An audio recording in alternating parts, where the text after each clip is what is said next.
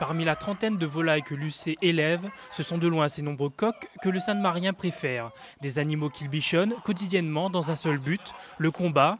L'éleveur, par ailleurs arbitre de bataille coq, est bien sûr opposé au projet de loi menaçant la pratique. Franchement, moi-même, je serai malheureux. Parce que depuis là, 8 ans, j'aime ça. Depuis là, 8 ans, je suis un coq, je donne l'autre mon coq, je donne des médicaments, je donne des vitamines, je donne mon coq. Ben, si interdit ça, ben, vraiment, pour moi, ce ne sera pas bien.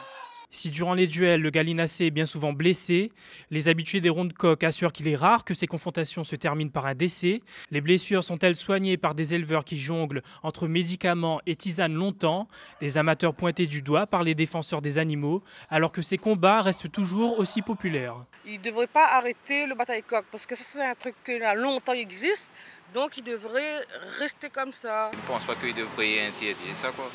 Parce que je ne vois pas vraiment le danger qu'il peut porter. Moi, je trouve le bataille coq est bien.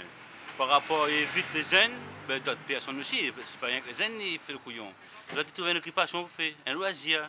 Plus qu'un loisir, c'est une véritable passion pour Patrick. Il y a un an, ce gérant de snack bar a aménagé un galodrome, le deuxième du genre dans la ville de Sainte-Marie. Il imagine mal la fin de ce qui, pour lui, fait partie du patrimoine local. Coutume doit rester coutume. Depuis avant, il a fait ça.